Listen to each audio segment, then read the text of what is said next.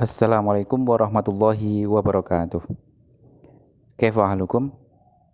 Mudah-mudahan tetap dalam keadaan sehat. Adapun yang sakit semoga cepat sembuh, dan yang mengikuti pelajaran pagi hari ini mudah-mudahan diberi kemudahan dan kelancaran. Dan mari kita awali pembelajaran kita dengan membaca basmalah. Bismillahirrahmanirrahim. Baiklah anakku yang soleh-solehah, beberapa pekan lalu kita telah mempelajari dua sujud, yaitu sujud sahwi dan sujud syukur. Dan pada kesempatan kali ini kita akan mempelajari sujud tilawah. Dan mungkin dari kalian ketika membaca Al-Quran sudah pernah melihat tanda seperti ini, yang ada tanda panahnya, yang gambarnya kayak pintu masjid ya, ada kubahnya itu loh. Ini namanya tanda sajdah. Bukan sajadah lah ya, tapi sajdah. Dan bagi siapapun yang membaca Al-Quran dan melihat tanda seperti ini, yang tadi itu, maka disunahkan untuk sujud tilawah. Adapun pengertian sujud tilawah adalah sujud yang dilakukan ketika membaca atau mendengar ayat-ayat tertentu dari Al-Quran. Ayat-ayat tersebut disebut ayat sajdah. Jadi ketika mendengar atau membaca ayat sajdah, maka disunahkan untuk melakukan sujud tilawah.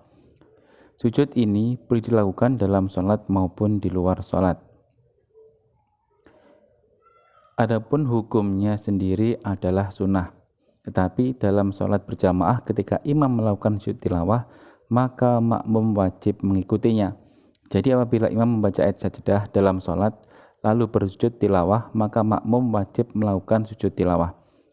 Dan apabila imam tidak sujud, maka makmum tidak boleh sujud sendirian. Adapun dalil yang menjadi dasar sujud tilawah adalah firman Allah, A'udzubillahi minasyaitonirrajim, Bismillahirrahmanirrahim. Innama yu'minu bi ayatina alladzina idza dzukiru biha kharru sujjada wasabbahu bihamdi rabbihim wa hum la yastakbirun. Sesungguhnya orang yang benar-benar percaya kepada ayat-ayat kami, yaitu mereka yang apabila diperingatkan dengan ayat-ayat itu, mereka segera bersujud, seraya bertasbih dan memuji Rabb-nya atau Tuhannya, dan lagi pula mereka tidaklah sombong. As-Sajdah ayat 15. Dan juga ada hadis Nabi dari Abu Hurairah, Idza qara'a ibnu Adam as-sajdata fasajada, i'tazala syaitan yabki, yaqul ya wailah, umira ibnu Adam bisujud, fasajada falahul jannah, wa umirtu bisujud, fa'abaitu falin nar. Yang artinya apabila Bani Adam membaca ayat sajdah lalu sujud, maka syaitan menyingkir dan menangis seraya berkata, celaka. Bani Adam diperintahkan untuk sujud lalu sujud, maka dia berhak mendapatkan surga. Sementara aku diperintahkan sujud lalu aku enggan, maka aku mendapatkan neraka.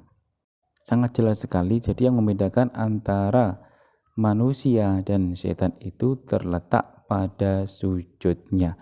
Kalau manusia sujud, kalau setan tidak. Berarti jika kalian enggan atau malas-malasan sujud, malas-malasan sholat, berarti termasuk golongan syaitan. Adapun sebab-sebab sujud tilawah itu ketika mendengar atau membaca ayat as-sajdah. Dalam Al-Quran sendiri ayat sajdah ada 15, diantaranya ada di surat Al-A'raf, surat Ar-Ra'du, surat An-Nahl, surat Al-Isra, surat Maryam.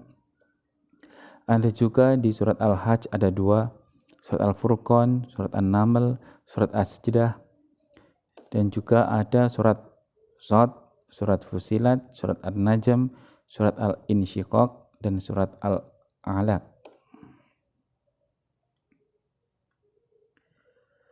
Adapun syarat-syaratnya adalah sebagai berikut: suci dari hadas dan najis, menutup aurat, menghadap kiblat setelah mendengar atau membaca ayat sajdah. Adapun rukunnya adalah sebagai berikut. yaitu niat, kemudian takbiratul ikram, kemudian sujud, kemudian duduk, lalu salam, tertib atau berurutan. Adapun tata caranya itu ada dua macam. Yang pertama di dalam sholat. Apabila dalam sholat berjamaah, makmum wajib mengikuti imam. Jika imam membaca ayat sajadah, kemudian melakukan sujud tilawah, maka makmum wajib ikut sujud. Tetapi apabila imam tidak sujud, maka makmum pun tidak boleh sujud. Apabila sholat sendirian, caranya begitu membaca ayat sajadah dalam sholat langsung takbir untuk bersujud sekali. Kemudian kembali berdiri meneruskan bacaan ayat tersebut dan meneruskan sholat. Adapun cara yang kedua itu di luar sholat. Ketika membaca atau mendengar ayat sajadah, maka langsung menghadap kiblat dan niat melakukan sujud tilawah seperti niatnya ya. Kemudian bertakbir, langsung sujud dan baca doa sujud. Setelah itu bertakbir untuk duduk kemudian salam.